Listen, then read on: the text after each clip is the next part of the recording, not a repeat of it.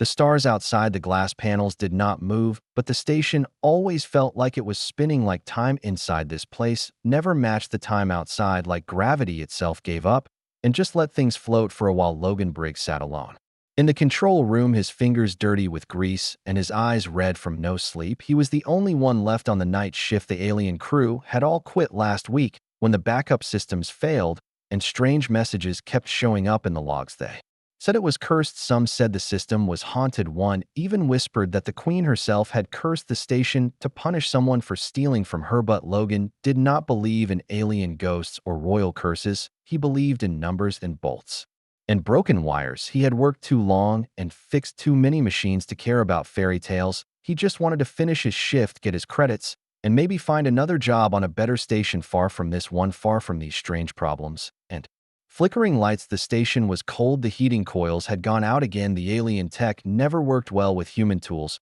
but Logan made it work anyway with wire and old human patches, sometimes with nothing but duct tape and heat paste. His boots echoed on the floor as he walked through the main corridor, checking the control panels one by one. Each one gave the same message: system running, power stable, crew missing. He walked back to the small chair near the finance terminal. It was one of the few things still working smoothly, or so it looked. He sat down, rubbed his hands, and opened the ledger just to pass the time. He did not expect to find anything, but something caught his eye almost right away: a small change in the daily expense report. Logan was not a finance guy, but numbers told stories, and this story did not make sense. He leaned in closer. The screen blinked, then showed an old file dated 6 cycles ago. The entry was simple: a transfer of 1,000 credits to something called RQ Chamber 9. He did not know what that was. He ran a quick search on the station map, but nothing came up for Chamber 9. The highest number was 7. That was strange. He clicked deeper and found more entries, all with similar codes, and all going to places that did not exist on the station's record. Some were small transfers, 1,000 or 2,000 credits. Some were bigger, 10,000, even 50,000, but all of them had one thing in common: they were hidden under dummy codes inside subroutines of old maintenance logs, buried so deep that even the mainframe skipped them during regular checks. Logan leaned back and stared at the screen. What was this? He scratched his head, opened another file, and began to trace the credits one by one. The deeper he went, the more transfers he found, and the numbers started adding up fast. 1.2 million here, 300,000 there. By the time he was done checking just 3 cycles of data, he was already at 7 million credits. This was not a glitch. This was a leak. Someone was bleeding the station dry and doing it in secret. He stood up, looked around as if someone might be watching, but the room was empty. Just the hum of the lights and the low pulse of the engine room down below. He saved the logs to his personal stick and kept going. The trail did not stop. In fact, it got bigger the more he searched. 9 million, 10, 12, 13.6. He started shaking just a little from the shock, or maybe the cold. He had only been hired as a maintenance worker, not some big investigator, not some kind of hero, but now he was looking at proof that someone had stolen over 15 million credits right from under the station's nose, and no one noticed. He opened the last file and saw a name. It was written in old royal code, but he had seen it before on the diplomatic logs. It said property of Her Divine Highness Queen Ishalar, seal, level crimson. Logan blinked once, twice. He did not know much about the Queen, but everyone knew the name Ishalar, the ruler of Sector 8, the voice of the throne, the hand of the Empire, and now maybe the biggest thief in the galaxy. He did not want to believe it. Maybe the data was fake. Maybe someone used her name to hide their tracks. Maybe this was all a setup, but the code was clean and real and logged in the same system he used to track energy use and supply orders. It was all tied together. He walked out of the control room and down the hall toward the storage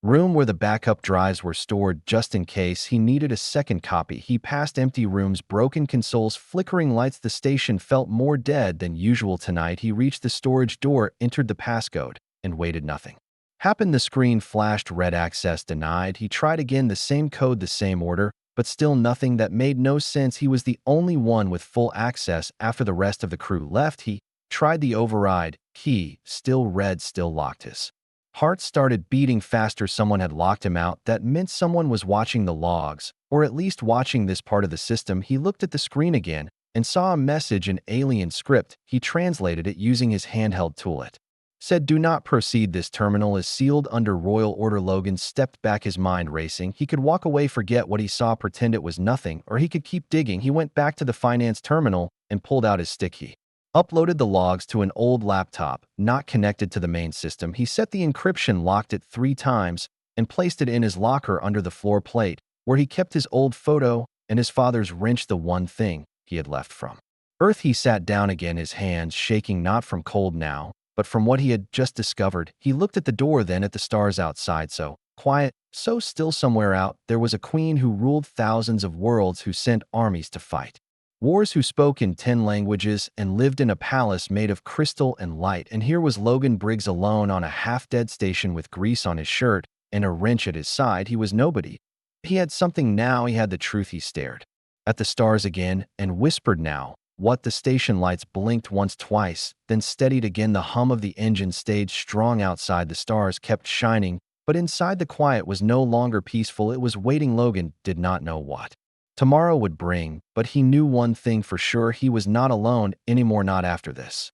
Logan Briggs sat alone with the screen's cold light glowing on his face, while the station around him hummed like a sleeping beast, deep and distant and always breathing. He stared at the encrypted file again, the one with the Queen's seal, the red lines, the official mark of Royal Crimson Code. He remembered the first time he saw that seal during his rookie days, when an alien ambassador visited the outpost where Logan was fixing water lines. The seal floated like a crown in the air, full of light and symbols and mystery. Now, that same seal was on a dirty financial ledger hidden under system logs on a forgotten mining station, and somehow that made it feel more real, more dangerous. He leaned forward and pulled up another report. This one older than anything, still in active use. It was buried under subprocesses used only by the earliest mining units before the station even got its last upgrade. It showed the same thing: more credit transfers, small at first, then larger and larger, then massive, as if someone had tested the system before using it, like a thief checking a lock before opening the vault. He followed the credits again, this time not just the amounts but the path they took across the system. They bounced between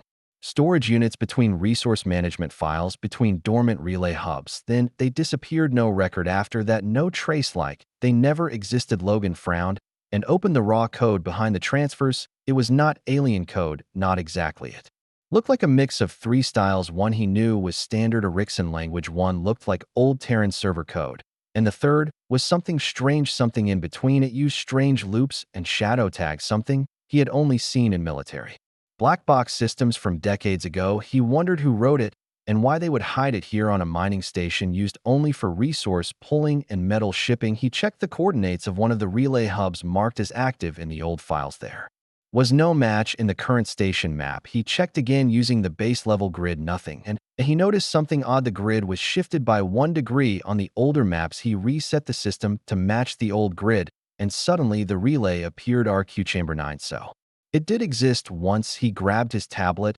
and opened the maintenance route map, overlaying it with the new grid and tracing the route by foot. He could reach it through the old cargo shaft below deck, see past the waste chamber. The area had been sealed off months ago after a gas leak, but Logan had worked there before and knew it could still be accessed manually. He picked up his light tool, his tool belt, and a second data stick. He locked the door behind him and started down the long corridor. The hallway flickered with dying lights, and old cables hung from the ceiling like vines in an abandoned jungle. Dust covered everything, and the air smelled of rust and acid. He passed signs in both human and alien languages warning of system failure and unstable ground. He walked slowly, careful not to step on broken floor panels. He reached the access hatch near the waste chamber and opened it with a crank tool. The door groaned like an old beast waking from sleep inside the shaft. It was dark, even with the light tool, but he kept going. He crawled down the narrow tunnel, metal brushing against his arms and legs like cold fingers. At the bottom was another door, smaller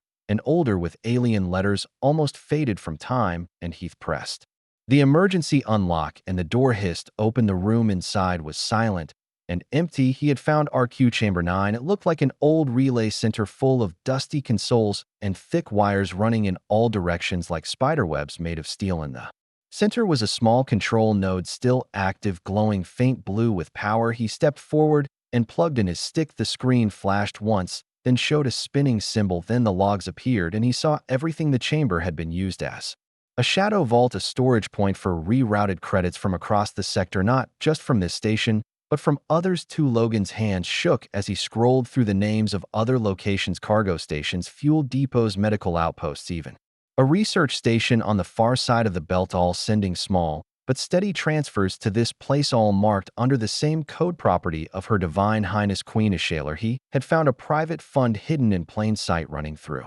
dead systems and abandoned stations using old paths and forgotten tech to avoid detection. The total amount was not 15 million credits, it was closer to 50 million. Logan stepped back, the truth settling in like cold water running down his spine. This was not just debt, this was a siphon, an empire-level drain, bleeding resources from the outer sector into a secret account no one could trace unless they knew where to look. He downloaded the logs, every line, every trace, every signature. The system started to react. Warnings flashed across the screen: unauthorized access, detected code 778, crimson breach in progress. Logan pulled the stick out and ran back through the shaft. The door behind him began to close, but he slid through just in time, landing hard on the floor with the stick still in his hand. His heart pounded, his breath loud in his ears. He ran back through the corridor, up the stairs, past the blinking lights and shaking walls, back to the control room. He plugged the stick into the isolated laptop and watched the data copy over. Suddenly, a message appeared on the main screen: Royal Command alert, stop all transmissions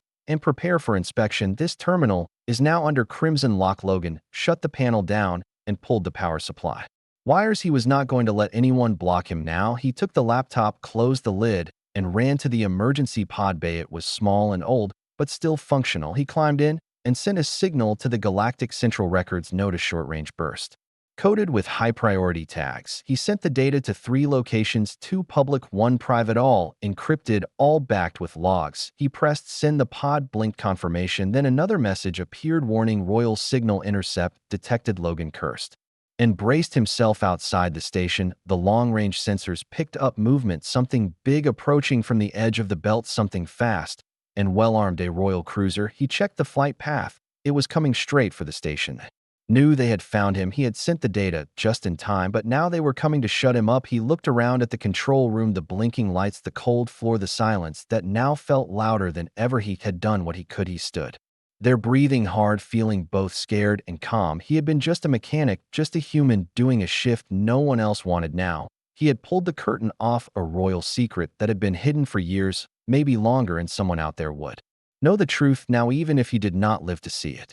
The station lights dimmed once more and then went silent. Everything powered down at once, without warning, not even a buzz to signal the loss. Logan stood in the shadows of the control room with his laptop pressed to his chest, his breath short and shallow as he listened to the slow and cold silence filling the station. He could feel it before he saw it, something vast, something powerful approaching the station like a storm from deep space, without light, without noise, just gravity pulling harder.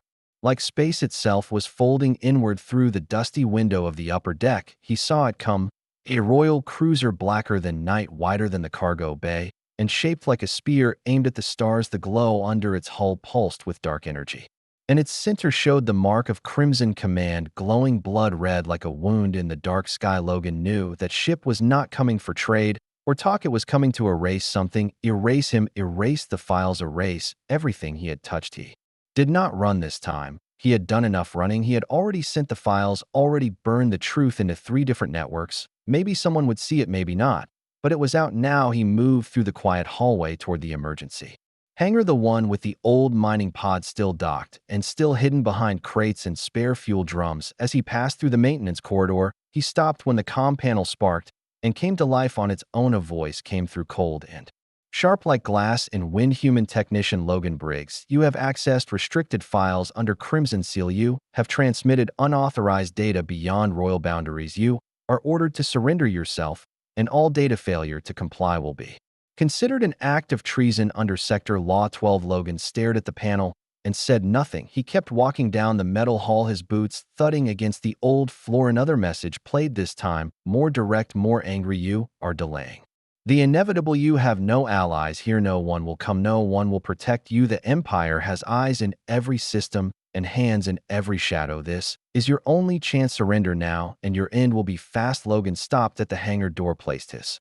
hand on the cold scanner, and waited for it to open. The machine blinked twice, then groaned as the heavy steel door lifted up just enough for him to slide under. Inside the mining pod waited, still covered in dust, still smelling of oil and heat and metal. He moved fast, checking the power supply, the oxygen tank, the emergency NAV system, all still working barely, but enough to fly. He plugged in the laptop and watched as the pod lit up, one system at a time, its sensors old but loyal, ready for one last flight. Then he heard it, footsteps, not human, not heavy like boots, but soft like silk over stone, light and quiet, but fast. He turned toward the hallway, just in time to see a figure moving through the shadows, tall, thin skin like silver and eyes glowing faint green. An enforcer, not a soldier, not a diplomat, but something worse, a royal agent trained for quiet missions, for secret retrievals, for final ends. Logan ducked behind a crate and pulled out his shock tool, barely enough to light a panel, let alone fight an enforcer, but it was all he had. The figure stepped into the hangar, without sound,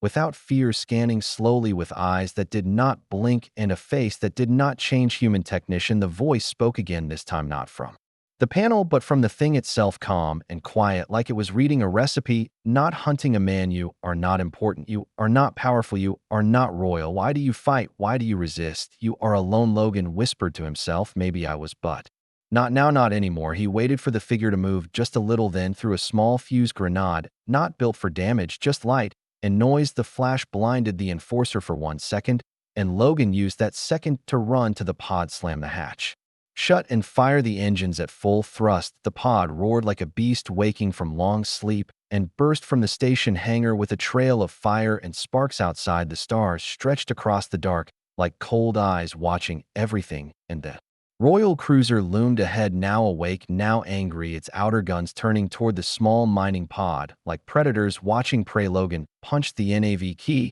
and sent the pod into a sharp dive straight toward the debris field near the ice moon's sharp rocks, old satellite parts and broken cargo drifting like a belt of knives. He knew the cruiser would not follow, not in full, too big, too proud, too royal. They would send hunters, small, fast drones meant for chase, not war, and they did. Logan saw them on the radar, 3 small ships moving faster than thought, dark silver wings and red trails in the vacuum. He moved between rocks, flipped the pod around, one fragment hit the side, tearing a chunk of outer plate, but the engine held. The laptop beeped again. One of the data packages had reached a public net node. It was now open somewhere out there. Someone could see the files now. Someone could ask questions now. Someone could know. He smiled for half a second before the pod shook again, this time harder as a drone clipped his tail engine and sent him spinning into the cold. He reached for the stabilizer, switched to manual override, and pulled with all he had. The pod righted just in time to see the edge of the belt and the opening beyond. One last push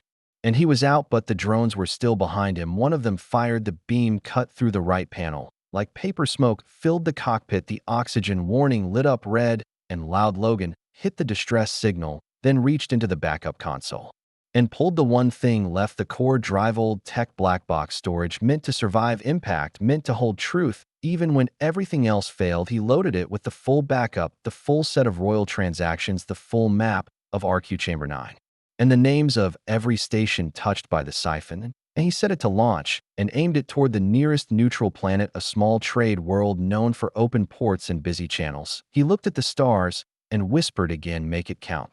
He launched it. The small drive shot out from the pod faster than anything else, burning toward the edge of space like a spark in the wind. The drones ignored it. They wanted him, not the truth, but the truth was already flying. Logan leaned back, coughing from smoke, feeling the cold creep in as systems shut down one by one outside. The drones circled, waiting for the last spark to die inside the royal cruiser. Someone watched the chase and frowned. They had stopped the human, but not the leak, and now the data was loose. The Queen would not be pleased.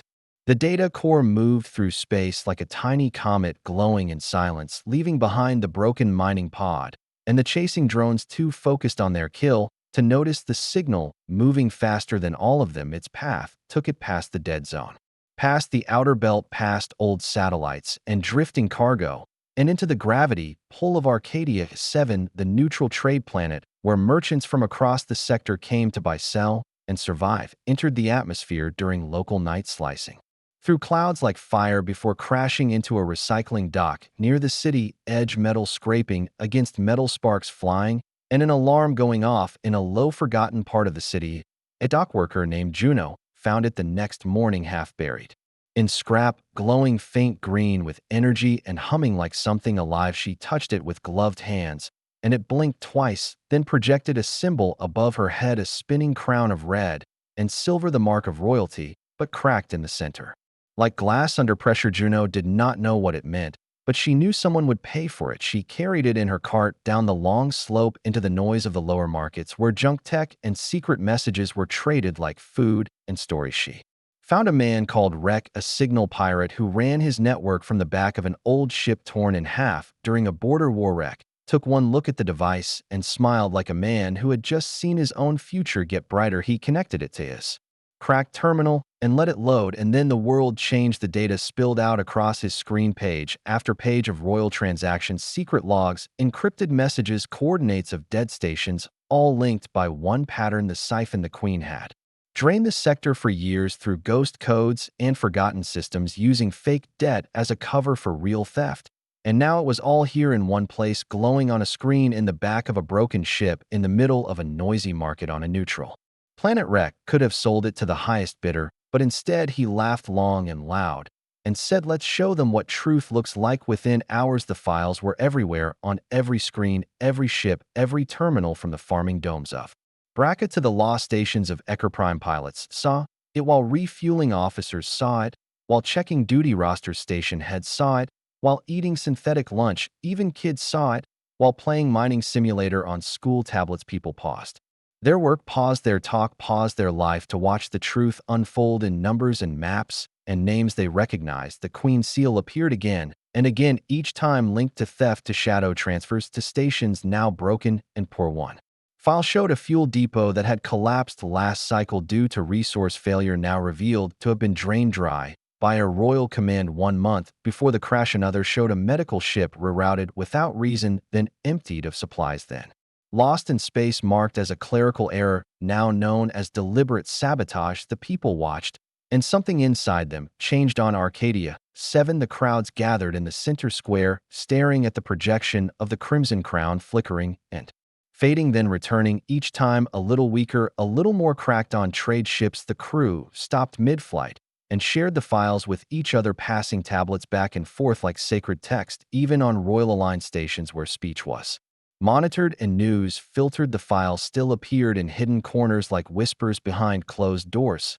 A new name began to rise in the net chatter: Logan Briggs, the human technician who had discovered the siphon, the one who had worked alone during the night shift, the one who had vanished after sending the files. No one knew if he was alive or dead, but his name traveled fast like a storm moving through the stars. Some called him a hero, some called him a fool, some said he was still alive watching from the edge of space, but all of them repeated his story: how a single worker had uncovered a royal theft bigger than any war, how he had fought alone inside a forgotten station, how he had sent the truth into the sky while ships hunted him. His story became legend faster than fire in dry grass. In the royal court on the capital world, the Queen sat in her tower of crystal and bone, listening to her advisors speak in broken sentences with fear in their eyes. They spoke of riots on trade stations, of miners refusing orders, of merchants denying taxes, of officers asking too many questions. They spoke of Logan Briggs. They said his name with care, like it might burn their tongues. The Queen said nothing for a long time, then rose from her throne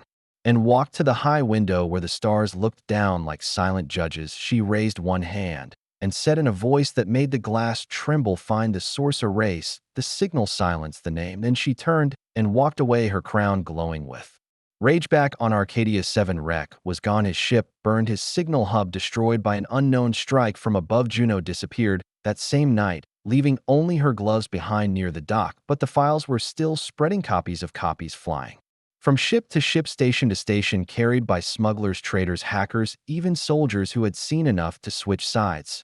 A network began to form, not one of leaders, but of listeners, of watchers, of people who knew the truth now and could not unsee it. They began to send messages to each other marked with a new symbol, a gear crossed with a crown, the sign of a mechanic who stood against an empire. And somewhere in the edge of space, in the quiet place between trade lanes, a ship floated, dark and cold, with no signal, no lights, no name inside the ship. A figure stirred in the cockpit, coughing from smoke, surrounded by broken panels and blinking warnings. Logan Briggs opened his eyes. He was not dead, not yet. He looked at the stars through the cracked glass above him and smiled weakly. The ship was falling apart, but he was alive, and the data was out, and his name was out. He had started something, and now it was moving faster than he ever could. He reached for the comm switch and whispered into the dark, "If anyone hears this, I am Logan Briggs. I saw the truth, I sent the truth, and I am not done yet."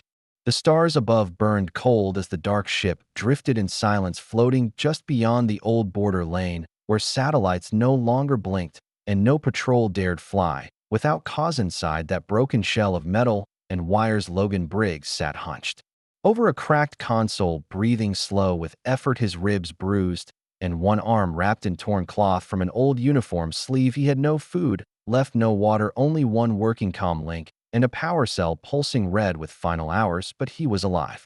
And the truth was out, and now the stars felt different, as if the silence itself had started to listen. Logan reached for the comm again and spoke in a tired voice, rough like sand on metal. "If you hear me, I am not asking for help. I am not asking for rescue. I only want to know one thing. Did it work?" He waited a full cycle, then two, then three. Nothing came. Only static filled the signal, like wind blowing across dead stone. But on the fourth cycle, the light blinked once, then again, then held steady. A voice came through, sharp at first, then clear. "We hear you, Logan Briggs. We saw what you sent. We are with you." Logan smiled through the pain and leaned back, letting the moment wrap around him like a warm coat in the dark. The voice continued, now stronger, joined by others from different corners of the NETA. Pilot from the outer colonies spoke next, her voice firm with anger.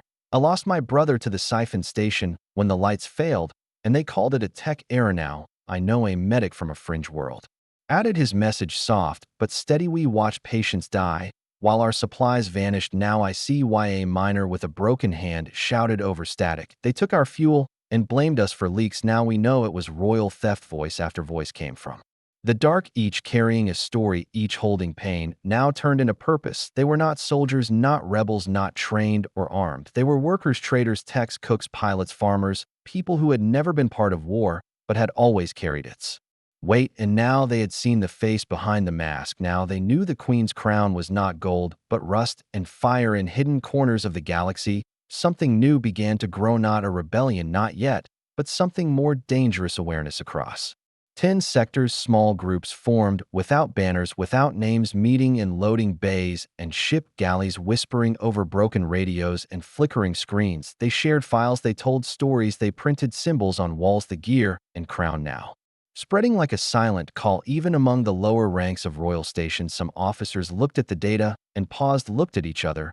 and asked questions in quiet tones when no one else could hear. Why would the Queen drain her own people? Why hide the debt? Why erase whole records? Why blame humans for what her own orders caused? Back on the capital world, inside the towers of glass, the Queen sat with her eyes fixed on the central feed, watching the spread of signals grow like cracks in a dam. Her ministers spoke fast, throwing out terms like containment protocol and mass recall and signal purge. She said nothing. She raised one hand, and they all went silent. Then she spoke with ice in her words. "This is not war yet. This is infection. Infection requires fire, not mercy." She turned to her lead commander, a man with no name, only code rank 9R, and gave a single order: find the source of the signals, burn the path, end it before it becomes more. That same hour, a new kind of ship left the royal dockyard, sharp black vessels with cloaking fields and silent engines, built for shadow, not battle. Each one carried an enforcer trained not just to fight, but to erase entire lines of history from systems. They called it the Ember Fleet, and its only mission was to silence Logan Briggs and all who spoke his name. Meanwhile, Logan floated, still broken, still waiting, watching as his ship drifted toward a small moon marked on no map, home to nothing but old wreckage and ice. He aimed the last of his power toward the surface, letting gravity pull him into the cold. The ship hit soft snow and metal groaned, but held. He opened the hatch and stepped out, breathing the frozen air through a cracked filter, his boots sinking into the powder. He looked up and saw stars again, clearer than before. Then he turned toward the dark cave near the ridge where an old beacon blinked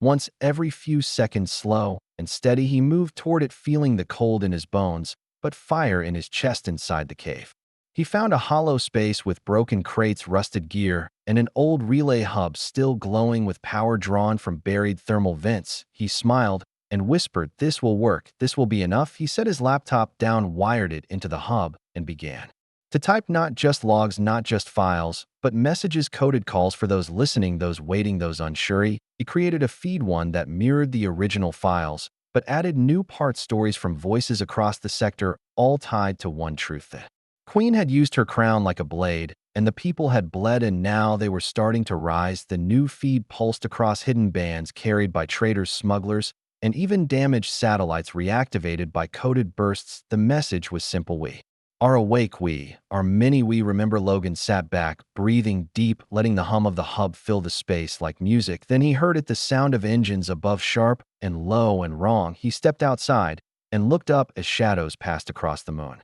Surface silent and fast. The Ember fleet had found him, but before they could land, before they could strike, a new signal burst across the system, jamming their feeds, crashing. Their Nava trader ship swooped in from the side, painted with the gear and crown symbol. It opened its bay and shouted through an open comm, "Get in, Logan Briggs. You started this. Now you ride with us." He ran through the snow, jumped into the bay, and the doors slammed shut. The ship turned fast, engines flaring bright, and roared into the stars, leaving behind the silent moon and the stunned royal hunters still trying to recover their lost control. Inside the ship, Logan met eyes with the pilot, a woman with scars and fire in her voice. "We are not rebels," she said. "We are repairing.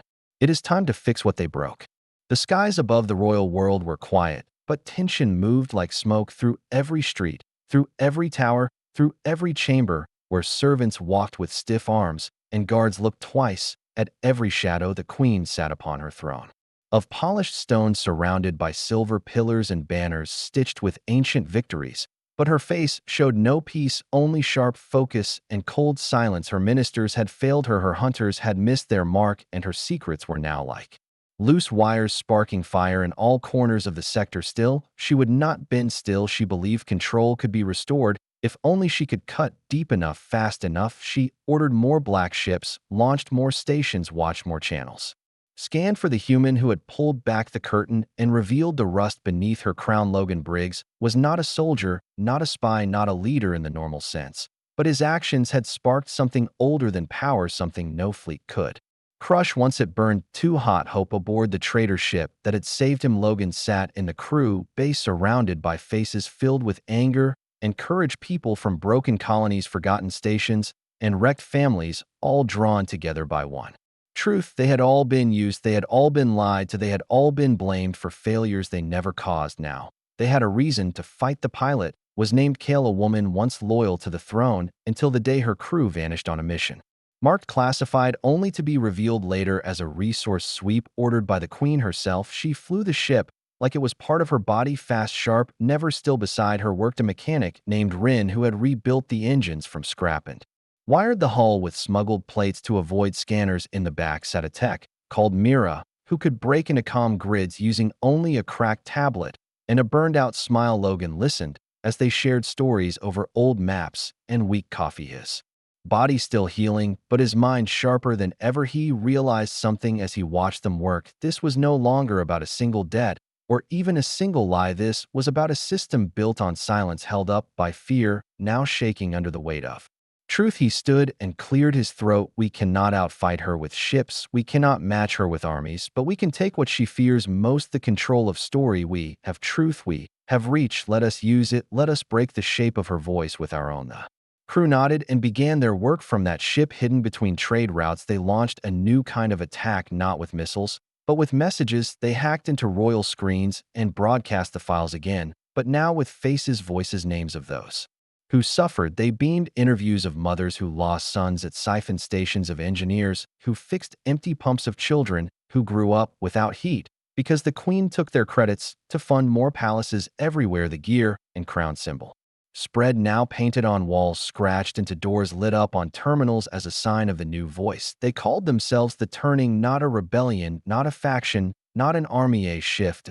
A gear that once moved quietly, now turning against the machine that used it. And in dark corners of royal space, the gears began to grind louder. Miners refused shipments unless paid fair. Pilots jammed comm orders that smelled like lies. Station techs rerouted power to keep poor levels warm even when told not to. Group stole a royal shuttle, and dropped crates of ration packs onto a starving dome. Another group rewired a signal tower to loop the face of Logan Briggs over the Queen's broadcast, speaking 3 words in every language they could: find you or not. Alone, the Queen responded with fire. Her Ember fleet burned 3 ports suspected of aiding the turning, then vanished without answers or survivors. She arrested governors on suspicion of failure, stripped captains of command, and replaced them with drones who obeyed without question. She declared Logan Briggs a traitor to the sector, his face now on every royal wall marked with red lines, and the words "remove on sight." But for every order she gave, 2 new signals appeared. For every port she silenced, 3 more joined the turning, and slowly fear began to shift sides inside her grand hall. Her throne cracked at the base, hairline fractures growing each day, hidden beneath gold polish and fake smiles. Her ministers no longer looked her in the eyes.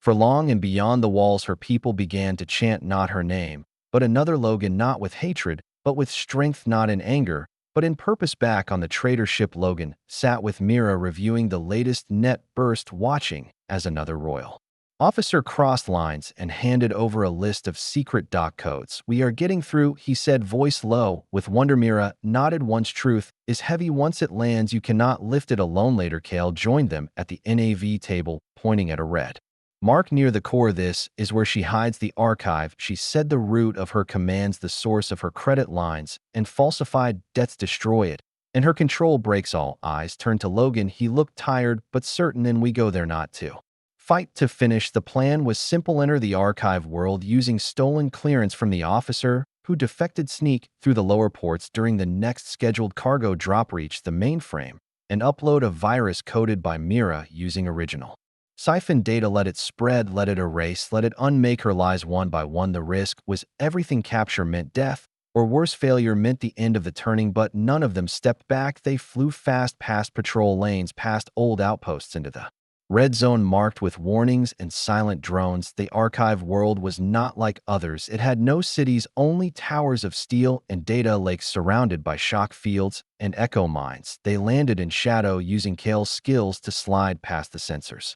Like a ghost through a dream. Once inside, they moved quick, silent, splitting across the tunnels as Logan and Mira pushed toward the central tower. Alarms began to rise, faint at first, then louder, as if the world itself sensed betrayal. They reached the core door with seconds left to spare. Mira hacked fast, hands moving like wind. The door opened, and Logan stepped in. Before him stood the archive, a spinning globe of light fed by cables as thick as trees, pulsing with stolen power. He stepped forward, reached into his coat, pulled out the drive containing the truth wrapped in code and pain. He plugged it in. The lights dimmed, the floor shook, and across the stars every royal system began to blink, not with orders, but with questions, not with lies, but with truth. Data spilled from screens like water, logs, unsealed files, reopened old debts, rewritten systems undone. The Queen stood in her tower, staring at screens, turning red with chaos. She screamed, but her voice was no longer alone now. It shared space with many voices, voices that said no, voices that said enough, voices that said we remember. The sky above the archive world turned white as the data waves surged across its towers, pulsing through wires and signal lines, waking machines that had not moved in years, shaking walls that had stood since the first throne was carved from ice and steel. Logan stood in the heart of the archive, still holding the broken drive as the globe of light turned wild, spinning faster, flashing brighter, his breath slow, his arms weak, but his eyes filled with calm. Beside him, Mira held onto the terminal, her fingers bruised, her face lit by lines of changing code. As the virus bloomed through the core like fire through dry grass, every file it touched cracked open like a shell, revealing the truth behind the Queen's perfect empire. Records of drained colonies, stolen credits, silenced stations, erased debt trails, all marked with the royal crest and hidden for years, now laid bare for all to see. Above them, Kale circled the skies in the traitor ship, her hands firm on the controls, her voice sharp in the comms, guiding small ships filled with turning members, each one aiming for power stations or shield nodes, all striking at once across the planet. The Queen's guards fought hard, their drones fast and ruthless, their tech advanced and brutal. But they were fighting shadows, they were chasing smoke. Every time they crushed one signal, 2 more rose in its place, and behind each message stood people who had once obeyed but now refused to kneel. From the core, the signal jumped to the throne world where ministers ran through halls holding cracked tablets, trying to stop the spread, yelling orders to machines that no longer listened. The queen stood alone in her glass tower, watching her empire flicker and twist, her hands gripping the edge of the console, her eyes locked on a single feed that showed Logan Briggs in the archive alive, still standing, still fighting. She shouted commands into the calm silence. Him, now bring me his head, and the head of the pilot, and the hacker, and the traitor who handed over the keys, but her voice held no power. Now the feed cut out, the tower lights dimmed, and a new signal appeared on every royal screen. In every port, every outpost, every mining rig, every trade route from the edge of deep space to the hearts of crowded domes, it showed faces, not just Logan, not just Kale, not just Mira, but workers, cooks, pilots, medics, children, mothers, elders, all speaking the same truth in different tongues. We were not broken, we were betrayed, we do not ask for mercy, we take back our voice across the systems. The gear and crown symbol changed, now cracked down the center, now glowing from within, now carried by fleets of traders and bands of ex-royal techs, now carved into cargo ships and painted on the backs of uniforms. The turning was no longer a whisper, no longer a rumor. It was motion, it was will, it was the shape of people rising, not with rage, but with reason, not with hatred, but with memory. Back in the archive, Logan felt the floor tremble under his boots as the mainframe began to collapse, the virus complete, the core fading, its light slowly dying like a star at rest. Mira grabbed his arm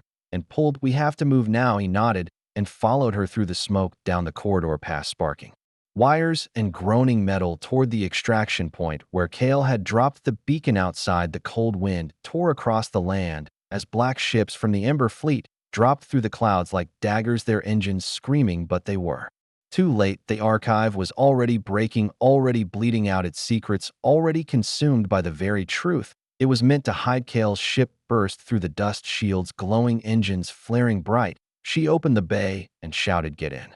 Now Logan and Mira ran across the ice, dodging fire from above, bolts slicing past them, missing by inches, until they leapt into the open bay, and the door slammed shut. Kale pulled the ship up, fast, banking hard, as the towers of the archive began to crumble, falling like old statues into the snow, their echoes ringing across the land. They flew high into the night sky, leaving the archive world behind, a world no longer hidden, a place now marked forever by the fall of silence. The stars looked different, now wider, brighter, clearer, as if space itself had shifted with the weight of the moment. In the days that followed, the queen vanished from public view. Her ministers fled or turned themselves in. Her towers stood empty, her orders ignored, her legacy cracked and discarded like old armor. Some said she escaped to a distant moon, others said she never left the throne room, frozen in place, watching her empire fade one screen at a time. No one searched for her, no one mourned on the world's once drained,